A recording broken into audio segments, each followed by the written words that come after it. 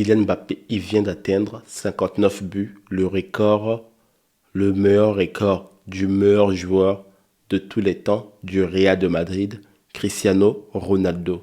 Donc, vous savez, Cristiano Ronaldo était le meilleur buteur de l'histoire de ce club sur une année civile, où je pourrais me dire qu'il est parmi les meilleurs joueurs au monde. Il n'y a pas de douter. Et là, Kylian Mbappé, il vient d'atteindre encore ce record. Vous savez, vous pouvez dire tout ce que vous voulez. Dans la génération des joueurs comme Kylian Mbappé, je pense que il n'y a pas un joueur qui fait mieux que Kylian Mbappé en ce moment. Il fait mieux que tous ses collègues, que toute sa génération. En tout cas, ce soir, il vient d'atteindre le record final. D'ailleurs, il a rendu un bel hommage à Cristiano Ronaldo en faisant la célébration de Cristiano Ronaldo et en lui faisant un petit geste de bisou. Pour moi, ça a été super ce geste de sympathie envers Cristiano Ronaldo. On a beau vouloir ne pas l'aimer, il reste un grand joueur dans le monde du football mondial. Voilà, maintenant, après avoir dit ça, si on doit analyser le match du Real de Madrid, pour moi, ce qui m'étonne depuis un certain moment, j'ai l'impression que le Real de Madrid, il y a encore pas mal de soucis à régler. Regardez le Real de Madrid, quand le Real de Madrid recevait à domicile des équipes comme Séville, le Real de Madrid était en train de pulvériser les équipes.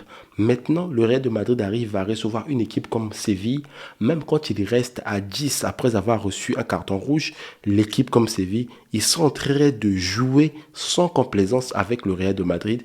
Et moi, pour ça, je me pose la question, qu'est-ce qui ne va pas avec le Real?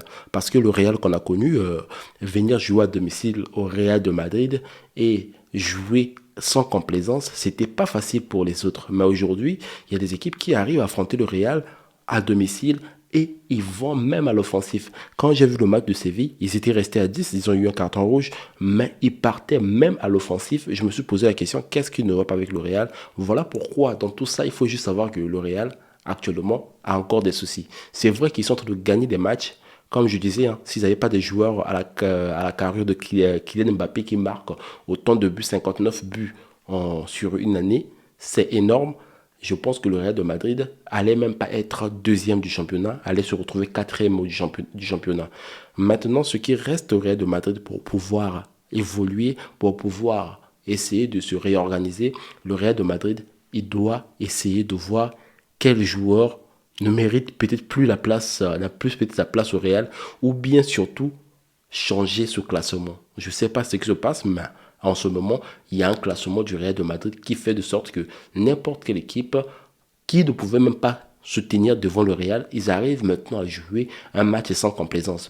Oui, c'est vrai que j'avoue que c'est la Liga. La Liga, ça reste un championnat très élevé, mais dans le cas du Real de Madrid, moi, ça m'étonne que de voir des équipes comme Séville venir jouer sur place au Real et s'en sortir. C'est vrai, ils s'en sortent avec 2-0, mais il faut pas oublier aussi qu'il y a un but de penalty et ils ont eu aussi un carton rouge. Moi, je me pose la question avec le Real qu'on a connu, ils pouvaient s'en sortir de là avec 4 ou 5 buts. Bon, c'est le football. Les footballs ne sont pas des mathématiques. J'aimerais que vous puissiez me dire ce que vous en pensez sur les matchs du Real. Moi, personnellement, je vois et j'aimerais voir, écouter surtout vos avis. Et si vous êtes nouveau, n'hésitez surtout pas à vous abonner parce qu'on me dit qu'il y a pas mal de gens qui me suivent mes vidéos mais qui ne sont pas abonnés. N'hésitez surtout pas à vous abonner et on se revoit prochainement pour un prochain match.